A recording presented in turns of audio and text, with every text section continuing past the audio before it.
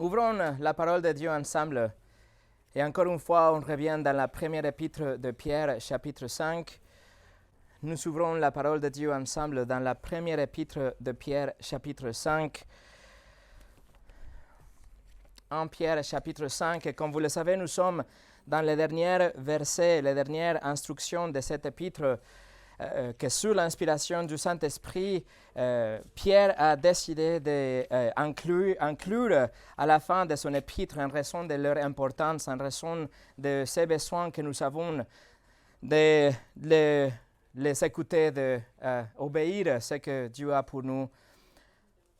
Il nous appelait déjà dans les versets 6 et 7, il nous appelait à jeter toutes nos inquiétudes.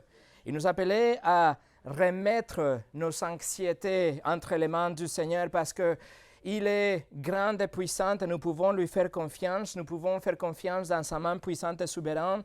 Et parce que, comme la Bible nous le dit, il se soucie de nous, il se préoccupe pour nous. Et donc, c'est extrêmement important pour nous aujourd'hui et de nous rappeler par la suite que nous pouvons lui faire confiance avec toutes nos inquiétudes car il se soucie de nous. Mais en même temps, et en gardant un équilibre avec la souveraineté de Dieu et la responsabilité de l'homme, Dieu nous ordonne aussi à être éveillés et vigilants, comme on l'étudiait dans le verset 8. Il nous dit qu'on doit veiller et être vigilants car nous avons un ennemi, un adversaire, le diable. Le diable ne cherche pas seulement ou simplement à vous vexer un petit peu, à vous décourager juste un petit peu, mais comme on a vu la semaine passée, il cherche à vous écraser sans pitié, à vous détruire complètement et vous avaler complètement.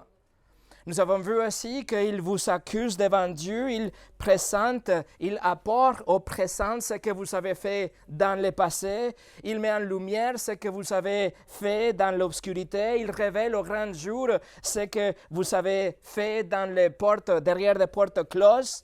Et c'est ce que Pierre veut dire lorsqu'il nous dit qu'il est notre adversaire. Il est là tout le temps en train de nous opposer devant les juges de l'univers, les juges ultimes, dont Dieu. Il est le diable, il nous dit, le calomniateur, le menteur qui s'oppose à tout ce qui est vrai. Il s'oppose à tout ce qui est de Dieu, qui a été créé par Dieu, à tout ce que nous approche de l'évangile de notre salut, tout ce que nous approche du Seigneur Jésus-Christ. Il déteste toutes ces choses. Nous devons connaître notre ennemi et tenir en compte l'urgence de ces commandements. Et on doit les prendre en sérieux. Veillez et soyez vigilantes. On doit avoir la maîtrise de soi, être vigilant, comme on étudiait dans le verset 8 la dernière fois. Et ça, c'est notre première ligne de défense contre l'ennemi. Quelqu'un qui veut vraiment nous détruire, comme Jésus lui-même l'a affirmé, le diable rôde comme un lion. Il n'est pas emprisonné aujourd'hui comme certains le pensent. Non, il est là, il rôde, il a faim, il est en colère. Et en sachant que son temps est compté, lui et ses démons sont beaucoup plus actifs et agressifs. Et le diable cherche quelqu'un à dévorer. Ne le doutez pas une seconde, mes amis. Mais si vous n'y croyez pas, alors vous allez baisser votre garde. Vous ne serez sobre d'esprit. Vous serez distrait par les choses autour de vous. Vous serez paresseux et inquiet par vos anxiétés et de ce qui se passe dans le monde. Et donc, vous allez vous détourner de vos yeux de la vérité de Dieu. Et quand vous vous y attendez le moins, vous serez déjà dans la bouche de ces lions affamés. Alors aujourd'hui, je voudrais que nous apprenions davantage sur notre ennemi, alors que nous arrivons aux impératifs presque conclusifs dans l'épître de Pierre, qui nous montrent, nous allons voir, qui nous montrent que c'est vraiment notre arme contre le diable, ce qu'on va voir aujourd'hui. Mais avant de commencer, on va prier. Seigneur notre Dieu, nous te prions que nous te demandons et nous te supplions que tu ouvres nos cœurs pour saisir ce que tu as déjà dit dans ta parole. Seigneur, que nous soyons vraiment attentifs à cet ennemi et que nous ayons notre confiance en toi, car tu es le seul qui puisse nous secourir de cet ennemi. Seigneur, donne-moi l'habilité des mots et donne à mes frères et sœurs les cœurs ouverts et attentifs pour qu'ils puissent saisir ces vérités et que nous soyons prêts pour résister au diable. Au nom de Jésus. Amen. Et le message s'appelle « Résister au diable ». Et nous allons lire pour le contexte 1 Pierre chapitre 5, versets 6 au 9. Et notre étude sera les versets 8 et 9. Alors 1 Pierre chapitre 5, versets 6 au 9. Pierre écrit « Humiliez-vous donc sous la puissante main de Dieu, afin qu'il vous élève au temps convenable. Et déchargez-vous sur lui de tous vos soucis, car lui-même prend soin de vous. Soyez sobres, veillez. Votre adversaire, le diable, rôde comme un lion rougissant, cherchant qui il dévorera. Résistez-lui avec une foi ferme, sachant que les mêmes souffrances sont imposées à vos frères dans le monde. » Nous allons étudier aujourd'hui le diable dans le verset 8 et les stratégies prescrites dans le verset 3. Nous allons le faire sous 3 points aujourd'hui. L'ennemi est connu, l'ennemi est résisté et l'ennemi est commun ou universel. Numéro 1, l'ennemi est connu. Pierre introduit dans le verset 8 le diable, en comparant le diable à un lion rougissant comme on étudiait la semaine passée. Il nous dit dans le verset 8, « Soyez sobres, veillez, votre adversaire le diable rôde comme un lion rougissant, cherchant qui il dévorera. » Et en vérité, mes amis, la description de Pierre, même si elle est très brève, elle est très parlante et descriptive. Mais nous pouvons penser que cette description est brève, probablement parce que son entourage était très familiarisé avec ce que la Bible révèle par rapport à Satan. Et la vérité, c'est que les Écritures, l'Ancien Testament et le Nouveau Testament, ne sous-estiment jamais le pouvoir du diable. La Bible ne minimise jamais ses stratégies. La Bible ne cache pas sa férocité. La Bible ne ignore sa portée, sa violence et son œuvre. La Bible est claire. Et même de la bouche du Seigneur, on entend dans Jean chapitre 10, verset 10, « Le voleur ne vient que pour dérober, égorger et détruire. » Le Seigneur lui-même a personnellement fait l'expérience de ces attaques du diable pendant sa vie et son ministère. Mais la Bible rapporte surtout ce qui s'est passé avant son ministère dans le désert, lorsque Jésus est jeûné pendant 40 jours, juste après son baptême, juste avant d'entamer ses 3 années de ministère public. Vous vous souvenez, Satan vient lui offrir du pain, car il avait très faim. Et lui offrit aussi qu'il pouvait lui donner les royaumes du monde par un raccourci très facile, très simple. Le diable a dit, en fait, il a dit, Jésus, écoute, pas besoin d'attendre 3 ans, pas besoin de mourir, pas besoin d'aller sur une croix. Adore-moi aujourd'hui. Tu peux être le roi aujourd'hui. Et d'ailleurs, voici, j'ai du pain aussi. Satan et ses démons ont cherché à le détourner de sa mission tout le temps et en tout moment, à le décourager de reconsidérer la croix, l'encourager à ne pas aller sur la croix, à ne pas vraiment porter les péchés du monde. Et à un moment donné, le diable a même utilisé Pierre pour essayer de décourager Jésus, pour le détourner du plan de Dieu, pour le salut de son peuple. Allez avec moi au Matthieu chapitre 16. Matthieu chapitre 16. L'évangile de Matthieu chapitre 16. Et lisons ensemble les versets 21 au 23. L'évangile de Matthieu chapitre 16, 21 au 23. C'est écrit: Dès lors Jésus commença à faire connaître à ses disciples qu'il fallait qu'il aille à Jérusalem, qu'il souffre beaucoup de la part des anciens, des principaux sacrificateurs et des scribes, qu'il soit mis à mort et qu'il ressuscite le 3e jour. Pierre, l'ayant pris à part, se mit à les reprendre et dit, « À Dieu ne plaise, Seigneur, cela ne t'arrivera pas. » Mais Jésus, se retournant, dit à Pierre, « Arrière de moi, Satan, tu mets en scandale, car tes pensées ne sont pas les pensées de Dieu, mais celles des hommes. » Et quelques moments avant son arrestation, Jésus est en train d'agoniser dans la prière en demandant à Dieu de peut-être procurer un moyen différent pour accomplir le salut de son peuple sans passer à travers la croix. Et Satan, sans aucun doute, était à l'origine de ces moments aussi, lorsque Jésus transpirait de gouttes de sang en même temps. Et même lorsque Jésus était à la croix déjà crucifié, le diable était derrière la foule qui se moquait de lui en lui mettant en défi. Matthieu 27, 42, la foule dit, « Il a sauvé les autres et il ne peut pas se sauver lui-même. Si le roi d'Israël, qu'il descende de la croix et nous croirons en lui. » C'est le diable derrière la foule en provoquant Jésus. Mes amis, le diable est partout dans les Écritures, en cherchant à voler, à tuer et à détruire tout ce que Dieu a planifié, tout ce que Dieu a conçu. Il veut décevoir tout en même temps, causant le plus de dégâts possibles dans vos vies. Et ça, c'est simplement l'histoire de la Bible. Ça, c'est l'histoire d'un côté et de l'autre de ce livre.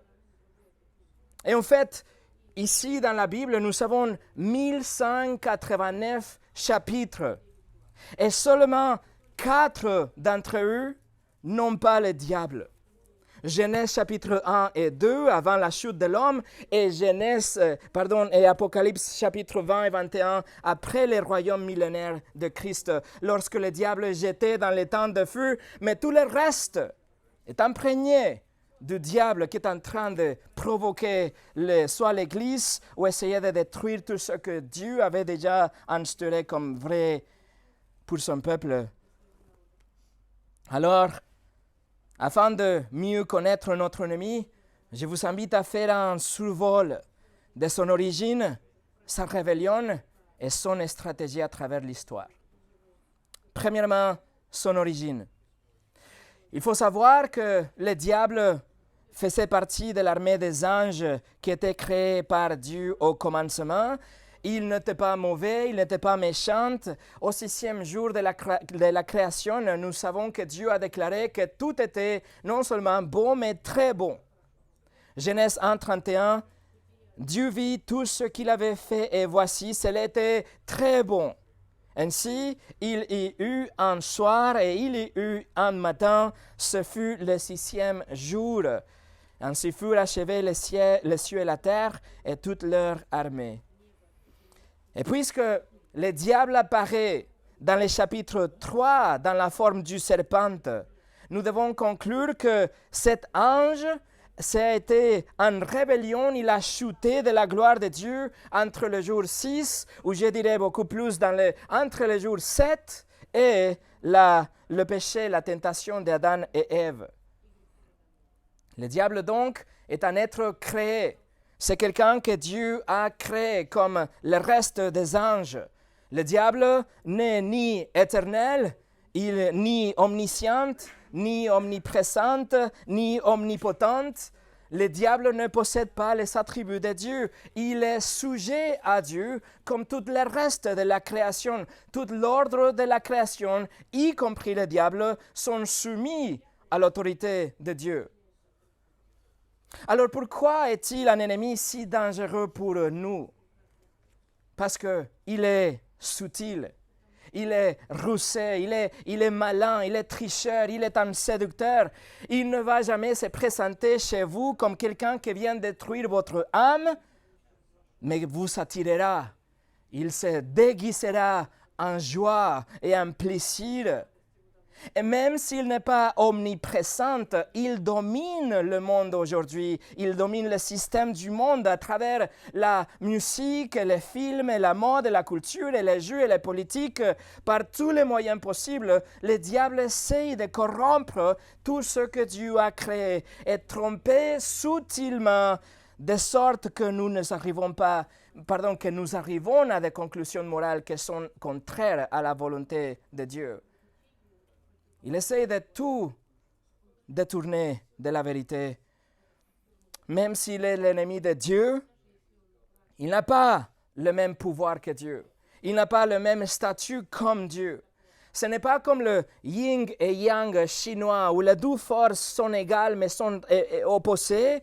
Ce n'est pas comme ça. Ce n'est pas comme si Dieu est en train de lutter à niveau égal contre Satan dans une bataille éternelle. Non, ce n'est pas comme ça.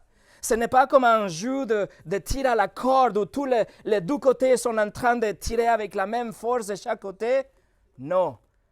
Dieu est assis sur son trône et il contrôle souverainement et puissamment chaque millimètre de la création, y compris Satan.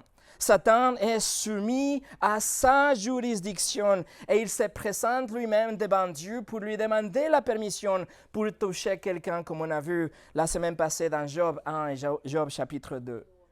Alors, Dieu est souverain, même sur Satan. John Piper a dit, Dieu a ordonné que Satan ait une longue laisse, mais c'est Dieu qui tient la laisse. Ça, c'est son origine. Deuxièmement, sa rébellion. Le diable était créé donc comme un ange très tôt dans la création. Il s'est révélé et il a entraîné de nombreux autres anges à se rébeller contre Dieu aussi.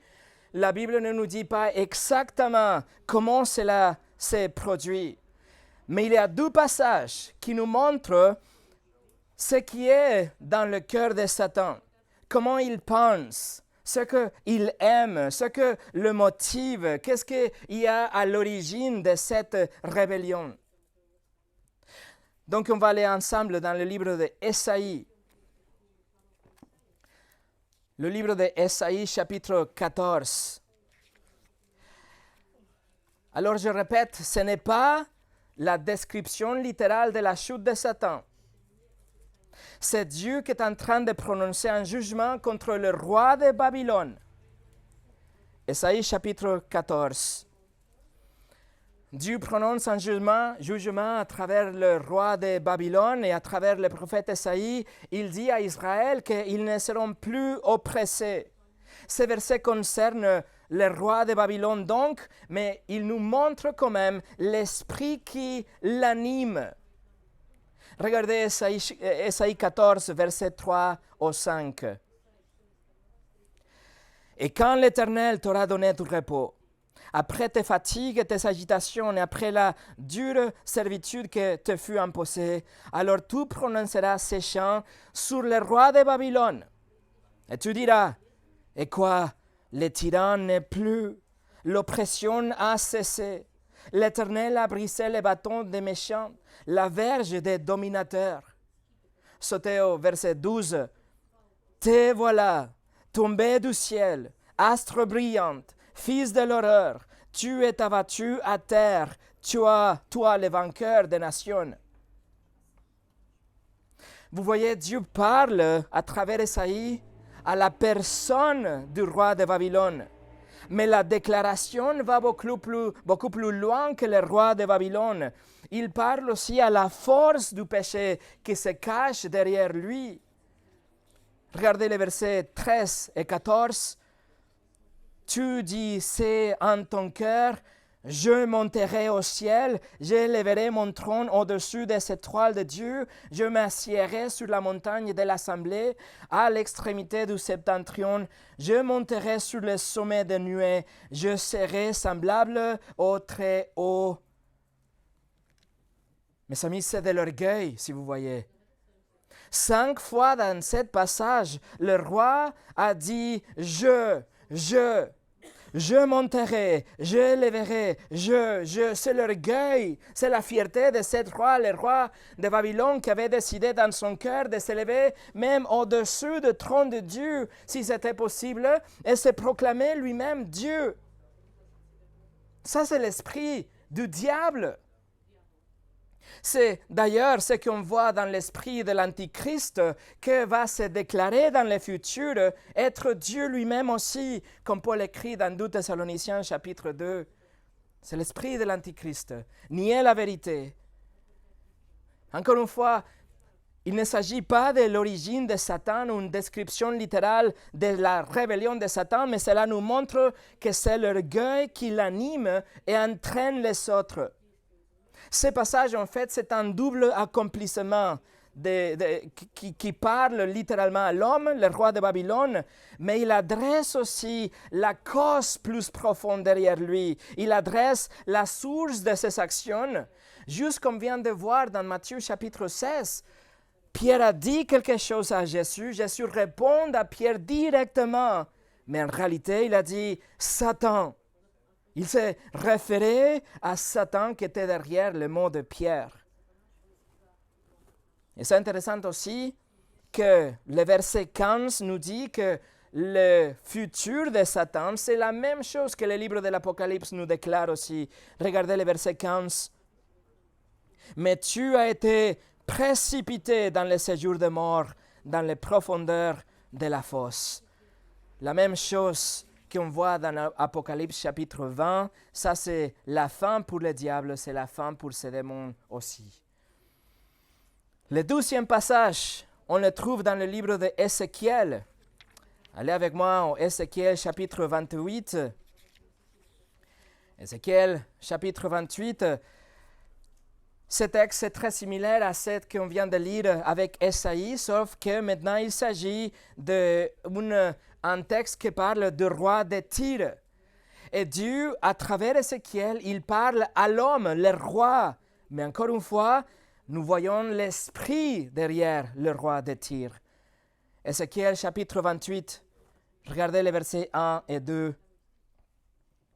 La parole de l'Éternel me fut adressée en ces mots: Fils de l'homme, dis au prince de Tyr, ainsi parle le Seigneur, l'Éternel. Ton cœur s'est élevé, et tu as dit, je suis Dieu. Je suis assis sur le siège de Dieu, au sein de mer. Toi, tu es homme et non Dieu, et tu prends ta volonté par la volonté de Dieu. Encore une fois, Ézéchiel est en train de parler à l'homme, un homme qui était tellement orgueilleux qu'il a dit dans le verset 2, « Je suis Dieu », qu'encore une fois, c'est l'esprit du diable, c'est l'esprit de l'Antichrist, nier Dieu et s'opposer à la vérité. Ézéchiel parle au roi, il ne s'agit pas d'une description littérale de Satan, mais regardez encore une fois le double accomplissement qu'on voit dans ce texte.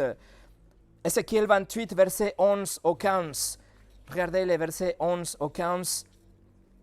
La parole de l'Éternel me fut adressée en ces mots: Fils de l'homme, prononce une complainte sur le roi de Tyr. Tu lui diras, ainsi parle le Seigneur l'Éternel. Tu mettais le sceau à la perfection, tu étais plein de sagesse, parfait en beauté. Tu étais en Éden, le jardin de Dieu. Tu étais couvert de toute espèce de pierres précieuses, de sardoine, de topaz, de diamants, de chrysolite, de onyx, de jasper, de saphir, de escarboucle, d'émeraude, d'or. Tes tambourins et tes flûtes étaient à ton service, préparés pour le jour où tu fus créé. Tu étais un chérubin protecteur aux ailes déployées. Je t'avais placé et tu étais sur la sainte montagne. Tu marchais au milieu de pierres étincelantes. Tu as été intègre dans tes voies depuis le jour où tu fus créé jusqu'à celui où l'iniquité a été trouvée chez toi. Vous voyez encore une fois, il y a de l'orgueil, il y a la rébellion, il y a l'exaltation de soi. Cet roi, il dit « Je suis Dieu ». Il a la négation de la vérité, il a le péché, il a la poursuite de celui-ci. Et ce sont les caractéristiques de la rébellion du diable, même si ce texte n'est pas explicite par rapport à Satan. On voit les caractéristiques que l'animent derrière le roi de Tyr et derrière le roi de Babylone. Et d'ailleurs, si vous êtes intéressé, en 2016, nous avons parcouru le livre d'Ézéchiel ici ensemble et j'ai prêché un message qui s'appelle « Le succès sans Dieu » qui est disponible sur notre site. Et là, on a vraiment regardé le chapitre 28 dans lequel on voit pourquoi ce n'est pas directement ce texte par rapport à Satan, mais c'est plutôt le roi, contrairement à la conception populaire et traditionnelle de l'Église en général. Mais malheureusement, ce message est qu'en anglais. Voilà. Troisièmement, on voit les stratégies du diable à travers l'histoire. La Bible nous dit qu'en Genèse chapitre 3, il a fait douter Ève la parole de Dieu et puis il a contredit ce que Dieu avait en fait dit.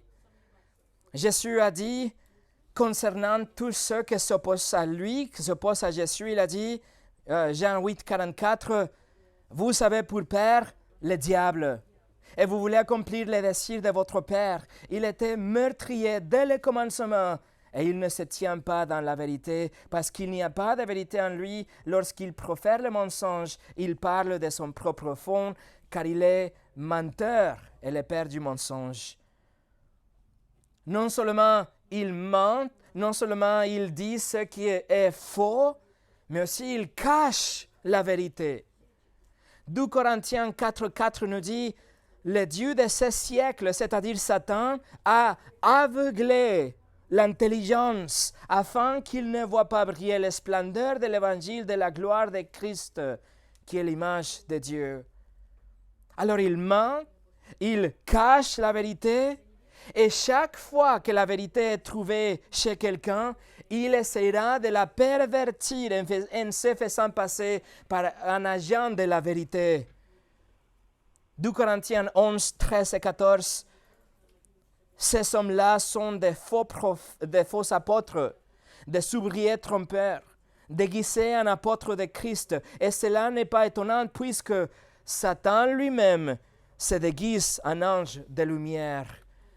Et encore Paul écrit à Timothée, en Timothée 4.1, « L'Esprit dit expressément que dans les derniers temps, quelques-uns abandonneront la foi pour s'attacher à des esprits séducteurs ou que de soi et à des doctrines des démons. » Non seulement le diable trompe en travertissant la vérité, mais il a aussi le pouvoir d'agir d'une façon physique et même d'accomplir des miracles qui semblent véridiques. 2 Thessaloniciens 2.9, l'apparition de cet impie, c'est-à-dire l'Antichrist, se fera par la puissance de Satan avec toutes sortes de miracles, de signes et de prodiges mensongers. Donc, même avec des actions physiques, il essaye de mentir, de faire comprendre que c'est lui la vérité plutôt, et de vous distancier, de vous éloigner plutôt de la vérité qui est vraie. Et si vous possédez la vérité déjà, il essaiera tout ce qu'il peut pour l'arracher de votre cœur et étouffer votre foi. Jésus l'expliquait dans la parabole du semeur, que la parole de Dieu est semée dans le cœur des gens.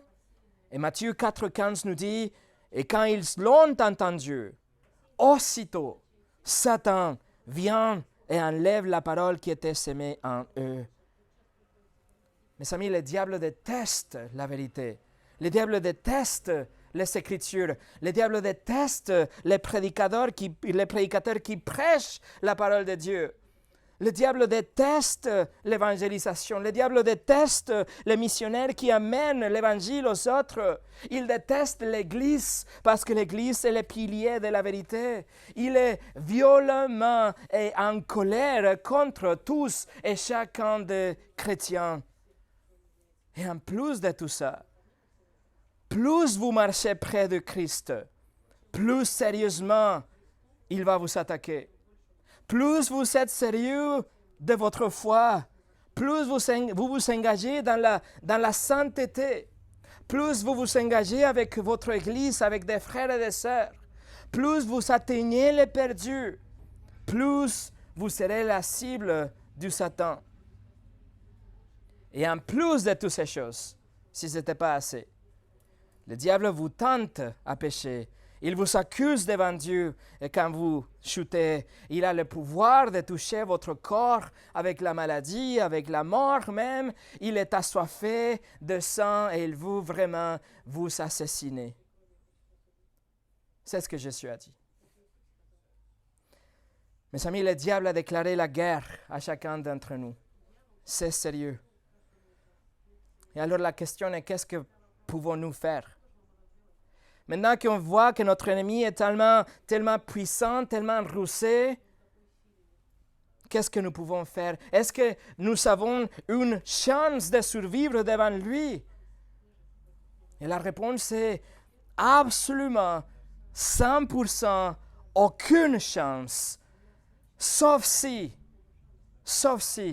vous êtes en Christ, sauf si vous faites ce que le Seigneur va vous dire de faire maintenant. Numéro 2, l'ennemi peut être résisté. L'ennemi est résisté. Non seulement l'ennemi peut être connu, mais l'ennemi peut être résisté.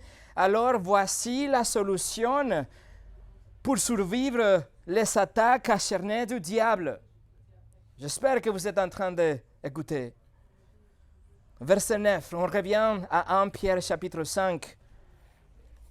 Et on va voir qu'est-ce que la Bible prescrit pour pouvoir survivre ces attaques.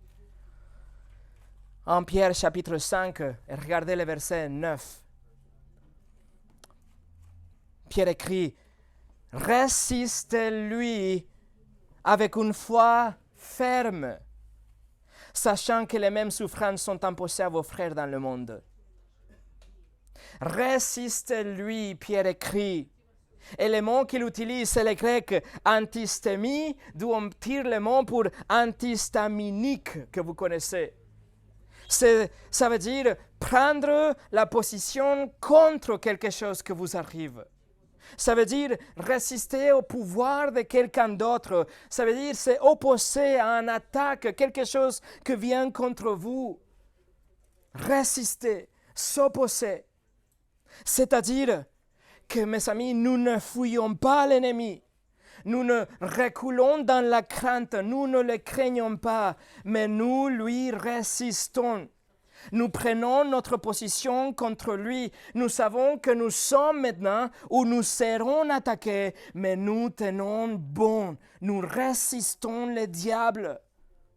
Jacques, dans son épître, écrit la même chose. Jacques 4, verset 7, il a écrit « Soumettez-vous donc à Dieu, résistez le diable, et il fuira loin de vous. » Soumettez-vous au diable, Jacques le dit, et c'est la même chose que Pierre est en train de dire. On va voir dans quelques moments. Et l'apôtre Paul a dit la même chose, Ephésiens 6, 11. « Revêtez-vous de toutes les armes de Dieu afin de pouvoir tenir ferme contre les ruses du diable. » Les stratégies prescrites par la Bible, mes amis, pour lutter contre le diable est de lui résister, de prendre une position contre ses attaques. La stratégie de la Bible contre le diable, ce n'est pas d'engager un combat contre lui et contre les démons comme on voit dans les films et dans les jeux. Ce n'est pas d'engager un combat direct avec lui. Ce n'est pas de le provoquer et lui parler directement ou lui ordonner d'arrêter d'agir. Rien de ces choses sont bibliques. Rien de ces choses ne sert à rien. Parce que notre ennemi, le diable, est 1000 fois plus fort que nous tous ensemble. Et non seulement il est là, mais un tiers de tous les anges qui ont été créés sont ces démons et ils sont contre vous. Alors la seule espoir, la seule chance qu'on a contre le diable et ses démons est de lui résister. Et maintenant la question est, mais comment on peut le résister? Et la parole de Dieu nous donne la réponse. Verset 9, Pierre écrit, « Avoir une foi ferme. » Nous résistons le diable avec une foi ferme. Je vous explique. Ferme littéralement, ça veut dire quelque chose de solide, quelque chose de dur comme un rocher. Et parfois, quand Pierre écrit la foi ici, Pierre évoque à la doctrine biblique, tout le corps entier de la vérité révélée par les Saintes Écritures. Tout ce que nous pouvons apprendre au niveau de théologie et doctrine, tout ce que représente la foi chrétienne, c'est ça la foi dont Pierre nous parle ici.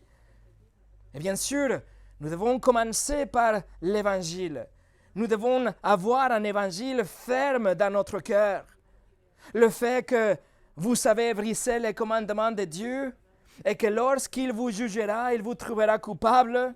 Et parce qu'il est saint et il est bon et il est juste, il doit punir les méchants, il doit punir les pécheurs. Et votre sentence a été déjà déclarée par Dieu que c'est l'éternité en enfer. Et il n'y a rien que vous puissiez faire pour raccourcir le temps ou pour justifier vos péchés devant lui. Il n'y a rien à faire. Le verdict est coupable et la sentence, c'est l'enfer.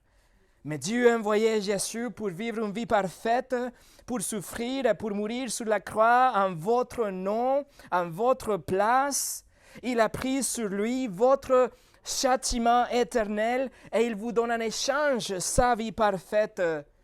Et dans cet échange sur la croix, la justice infinie de Dieu était satisfaite pour que vous puissiez être pardonnés parce que quelqu'un d'autre, c'est-à-dire Jésus, a payé votre dette devant les juges. Après qu'il a mort, il est aussi ressuscité, montrant que son sacrifice était pleinement accepté par Dieu et que vous pouvez être pardonnés. Mais en réponse de ce que Jésus a fait pour nous, on doit nous repentir, nous détourner de nos péchés et placer notre confiance en Jésus. Et le moment que vous faites ça, vous serez nés de nouveau. Vous serez une fille, un fils adopté par Dieu et Dieu va vous voir comme si vous n'aviez jamais péché. Mais en même temps, vous devenez automatiquement la cible du diable. Seulement, votre seul espoir est savoir qui vous êtes en Christ. Qui vous êtes en Christ. Savoir qu'il vous a déjà sauvé. Vous devez avoir ferme dans votre cœur la vérité de l'Évangile, le fait que vous êtes déjà pardonné. L'assurance de votre salut, les attributs de Dieu, la confiance dans sa sagesse, dans sa souveraineté et des autres vérités précieuses qui sont révélées dans les pages de la parole de Dieu. Et seulement avec ça, ferme dans votre cœur, vous pouvez lui résister. C'est notre seul espoir.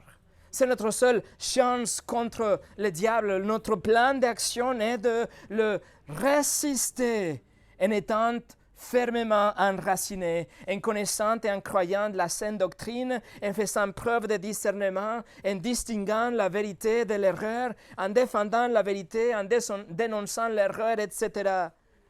C'est comme ça qu'on peut résister le diable. Il n'y a pas un autre moyen. On doit connaître notre Bible, c'est pour ça. On doit connaître notre Bible.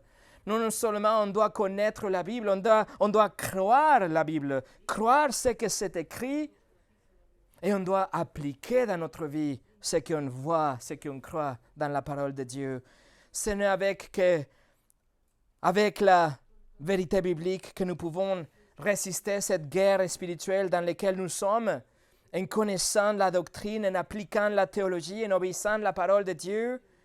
Et on doit se soumettre aux Écritures, on doit étudier, on doit méditer, on doit recevoir des messages et d'enseignements avec un cœur ouvert, avec un esprit ouvert. C'est ce que Jacques a dit dans son texte. Jacques écrit « Soumettez-vous à Dieu ». C'est la même chose. Et Pierre écrit « Portez l'armure de Dieu ». C'est la même chose.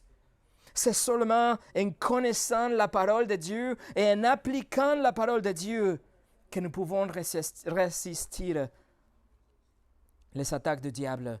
Résister. Alors allez avec moi à 2 Corinthiens chapitre 10. 2 Corinthiens chapitre 10. Et je voudrais que vous prêtez votre attention comment le champ de bataille principal est dans votre pensée. C'est-à-dire que si la bataille a lieu dans vos pensées, dans votre tête, on va dire, votre succès dépend de ce que vous savez dans vos pensées, de ce que vous savez dans votre intelligence, de comment vous connaissez et vous appliquez la vérité que vous connaissez dans votre vie. 2 Corinthiens chapitre 10, regardez du verset 3 au 5. Paul écrit, si nous marchons dans la chair, nous ne combattons pas selon la chair, car les armes avec lesquelles nous combattons ne sont pas charnelles, mais elles sont puissantes par la vertu de Dieu pour renverser des forteresses. Nous renversons les raisonnements en toute hauteur qui s'élèvent contre la connaissance de Dieu et nous amenons toute pensée captive à l'obéissance de Christ. Toute pensée captive à l'obéissance de Christ, à ce qu'on comprend comme la vérité, comme la doctrine biblique révélée dans les pages de la Bible. Et c'est très intéressant que le mot pour raisonnement dans les versets 5 ici se réfère à tout type d'idéologie, tout type de théorie, tout type de philosophie, tout type de religion, toutes sortes de choses et de connaissances qui s'élèvent contre la révélation la vraie révélation de Dieu telle qu'elle est révélée dans la Bible. Ce n'est donc qu'avec la vérité biblique, mes amis, que nous pouvons résister aux attaques du diable, et non seulement résister, mais nous pouvons aussi aider les autres qui sont attaqués par le diable. Ce n'est pas avec la psychologie, ce n'est pas avec la force physique ou avec des armes réelles, ce n'est pas avec une religion ou une autre religion ou la motivation personnelle, mais c'est la vérité de Christ dans nos pensées et la obéissance à son égard, alors que nos pensées sont captives, emprisonnées dans la vérité de Christ, comme on a lu dans le verset 5. Et c'est pour ça, mes amis, que c'est tellement crucial. C'est vraiment la vie et la mort. Vous devez vous exposer à la parole de Dieu quotidiennement comme votre priorité dans une journée chargée. Que votre priorité soit la parole de Dieu, car c'est seulement comme ça que nous pouvons avoir nos pensées captives et arriver à résister le diable. R.C. Sproul a dit, la doctrine concerne la vérité révélée par Dieu, et ceux qui maîtrisent la doctrine de la parole de Dieu disposent d'un fondement solide qui leur permet de résister à l'ennemi vorace. Numéro 3, l'ennemi est commun ou universel. Et pour ça, on revient à 1 Pierre chapitre 5. Et voici une dernière instruction et un dernier encouragement pour Pierre, de la part de Pierre concernant les attaques du diable pour nous tous que nous voulons persévérer avec résistance.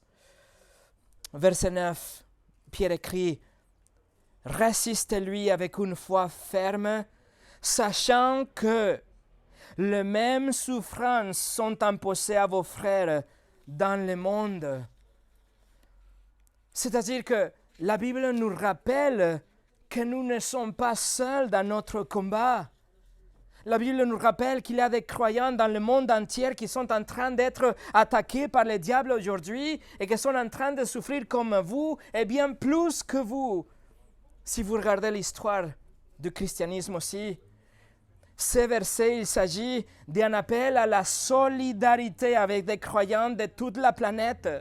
Nous sommes tous appelés à résister le diable. Donc, quand vous êtes sous attaque, pensez à vos frères ailleurs, en Roumanie, en Croatie, et en Chine, et en Russie, et à Congo, etc.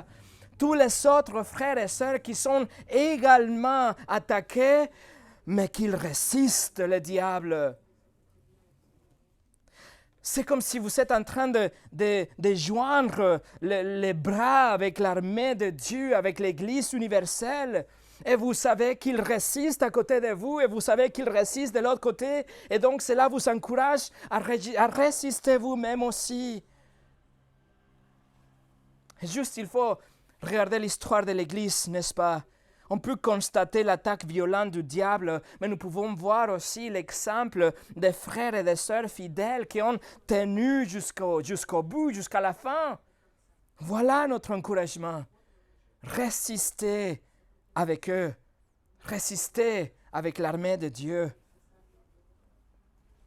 Notre ennemi est commun, notre ennemi est le même, notre ennemi est universel, mais il faut savoir aussi que notre Seigneur est le même. Et nous avons la même vérité. Et nous avons la même foi chrétienne. Et nous avons le même livre. Nous avons le même esprit. Et cela nous change tout, mes amis. Parce que nous pouvons nous rendre compte que nous ne sommes pas seuls. Et pour finir, j'ai lu un article sur une grande peinture par Moritz Reich.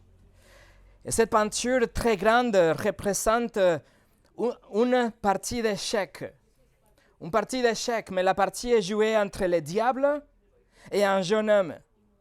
Et le diable, dans cette peinture, avait l'air de se réjouir car il tenait l'homme déjà dans un coin. L'homme était dans une position impossible. Il était en train de perdre l'homme et l'homme, il est horrifié. Vous voyez, son visage, il est sur le point de perdre cette match contre le diable. Et quelques années plus tard, il y avait un célèbre joueur d'échecs américain qui est venu voir cette exposition à Berlin et il a regardé le tableau et il a pris un morceau de papier, il a dessiné la planche, comment dire, le jeu d'échecs, et il a mis les pièces dans chaque caisse comme dans la peinture. Et il a analysé le jeu et il a regardé le tableau, il a analysé le jeu et du coup il s'est mis à crier devant le tableau. Et il criait à ce jeune homme qui était dans le tableau, il criait « Ne lâche pas, n'abandonne pas. Votre roi a encore un dernier mouvement à faire. » Cet monsieur, il avait trouvé le seul mouvement qui était disponible que cet homme pouvait faire pour renverser le match complètement. C'était la seule option pour ces joueurs, mais il ne l'avait pas vu. Mais ce mouvement de ce roi pouvait renverser la situation et ce dernier mouvement appartenait au roi. Et dans la vie, c'est exactement la même chose. Le seul mouvement que nous pouvons faire ne nous appartient pas à nous, appartient à notre roi. Appartient à notre roi qui nous a délivrés à la croix, mais que après nous avoir délivrés du pouvoir de Satan, il nous ordonne de résister ces attaques, de comprendre notre foi chrétienne pour tenir ferme et bon. Et il nous dit que notre foi peut être renforcée en nous rappelant que nous ne sommes pas seuls, que cette armée ne c'est pas que cette petite pièce, mais qu'il y a des frères et des sœurs qui sont en train de résister avec nous. Ils luttent et ils jouent le même jeu d'échecs. Mes amis, la souffrance pour Christ est une partie inséparable de la vie depuis le moment où nous sommes nés de nouveau, depuis le moment que nous recevons le Seigneur Jésus comme notre roi et notre Seigneur et notre Sauveur. Nous vivons dans un monde qui rejette et déteste Christ et la vérité de sa parole. Mais nous ne sommes pas seuls. Nous ne sommes pas la seule cible du diable. Nous ne sommes pas seuls en étant persécutés à un degré ou à un autre. Mais tout comme des millions de chrétiens qui ont résisté jusqu'à présent et aujourd'hui, regardons-le et restons ensemble avec eux en étant sobres d'esprit et en veillant comme si nous étions des frères des armes. Et nous pouvons résister les attaques du diable si nous résistons et nous demeurons fermes dans la foi chrétienne.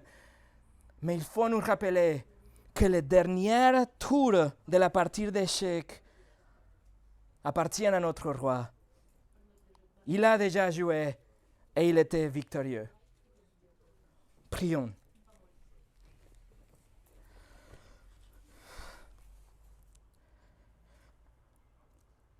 Seigneur, nous savons que l'ennemi est grand et puissant, mais tu es beaucoup plus grand que lui.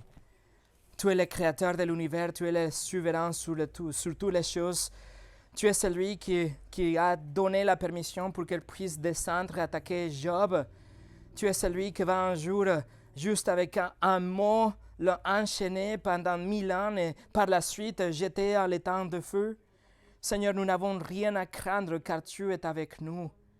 Donne-nous, s'il te plaît, l'envie et la force pour résister au diable, pour pouvoir nous équiper et apprendre ta doctrine, pour pouvoir avoir cette zèle et cette faim et cette soif de ta parole chaque matin, pour pouvoir remplir notre esprit et que nos pensées soient captives, emprisonnées dans la volonté de Christ.